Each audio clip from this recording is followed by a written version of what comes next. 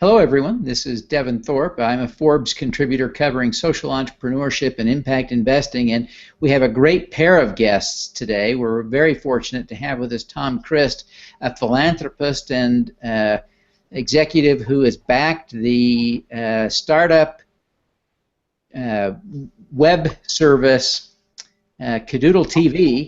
And we also have founder and CEO Mike Lowe with us. Gentlemen, thank you very much for joining us. Thanks for having us. Thanks, Devin. Tom, I want you to, if you would, tell us the story of how you got connected to Kidoodle.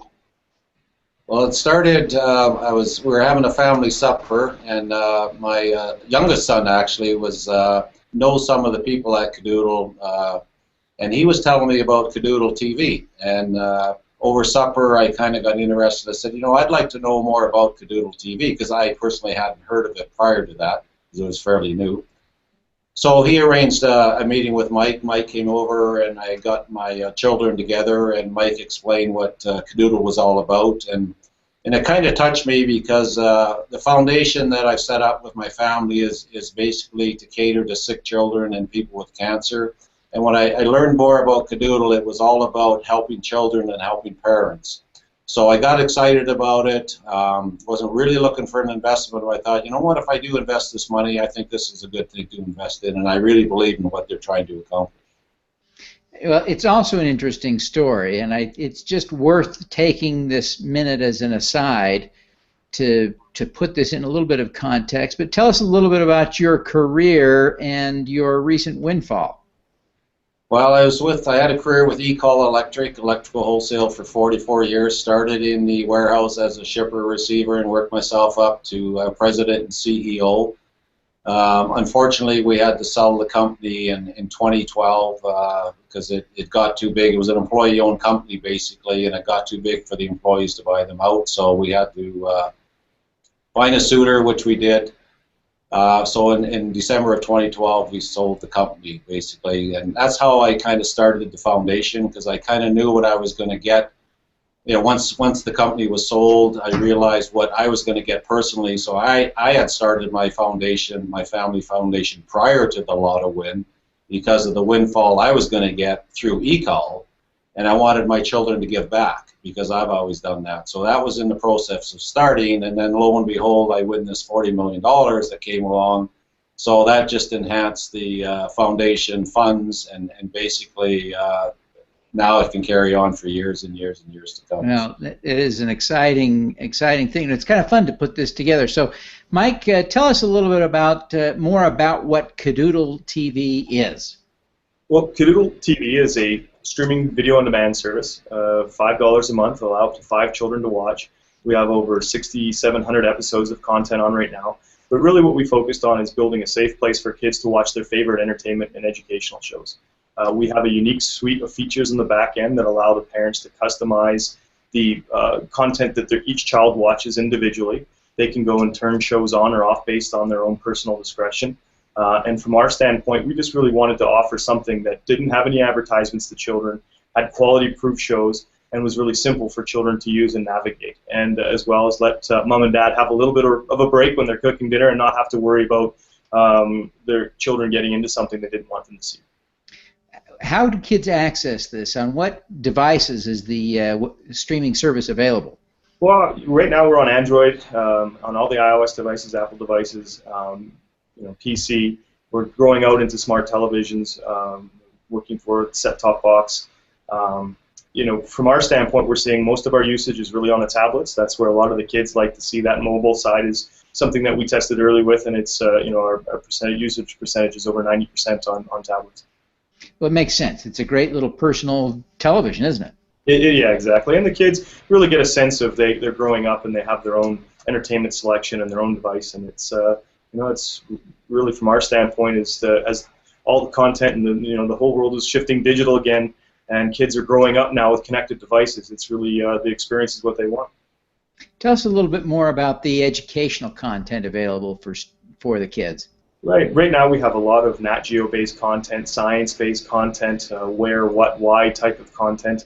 We're growing into additional content that helps children learn different languages, basic mathematics skills, matching games. We have a suite of features as well that will be coming out that goes on between the content should the parents want to choose a different way to entertain their children that allows them, for instance, to do a spelling bee. So if you're interested in your child learning how to spell, again, based on the age of the child that's watching, between episodes that child will have to watch several, or spell several words to go to the next television show. So it's not just about a lean-back television experience for kids to passively just kill the time, but we really want to get kids engaged. We believe with the two-way communication that's available to us now with connected devices that children's entertainment is going to change drastically.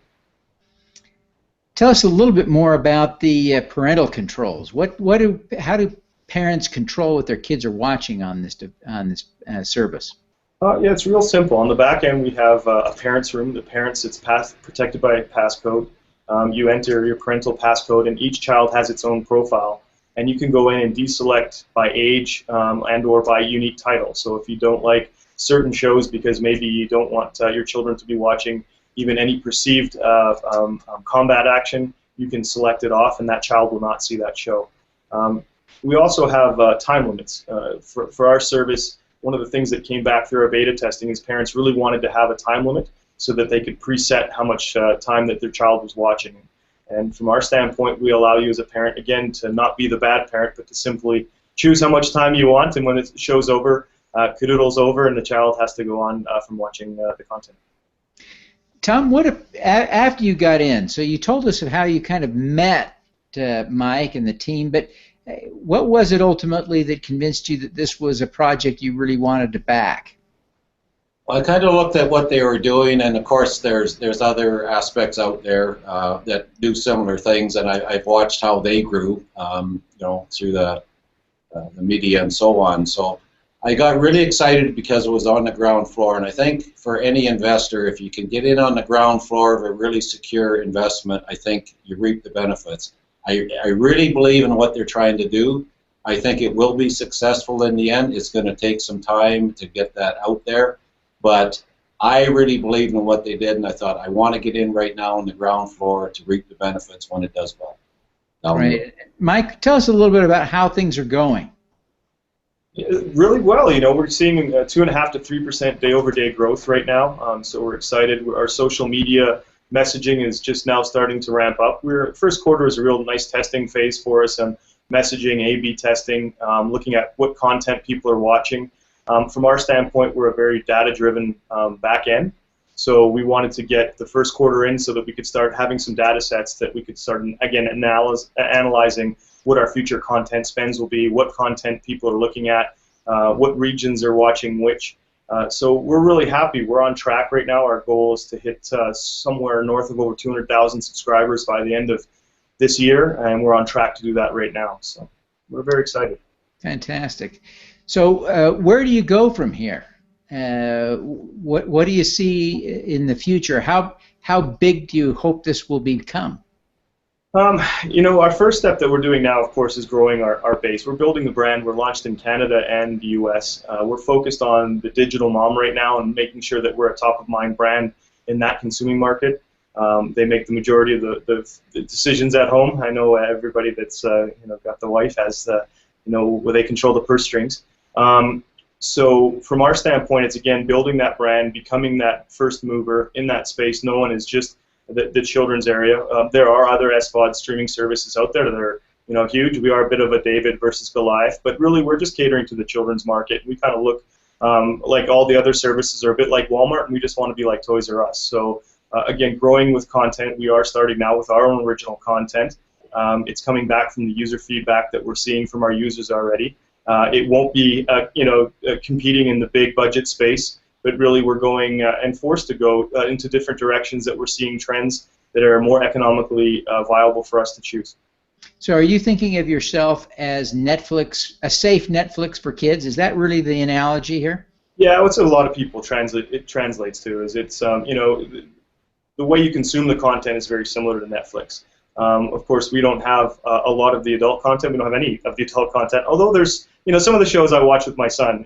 Really the science shows and the nature shows are enjoyable for both. But again, we're going in a different direction than just big budget Hollywood content. We're looking at more education, mentoring content, and again, content that's user generated. We've been receiving a large demand for certain content that's coming in that kids are creating. So we want to make new kids stars. It's not just about trying to compete in the same avenues that we're seeing today, but really we find that there's a big niche out there that's kids. They're changing the way that they're consuming content. We have the data to understand what that change looks like, and so we're going to use it to our advantage. Fantastic. Tom, what is your how do you think about your investment, and how long do you expect to hold your position in Kidoodle? Well, like I said, I'm excited about the investment. I mean, if we ever became a Netflix, my foundation would be more and more than happy. I can tell you that for sure.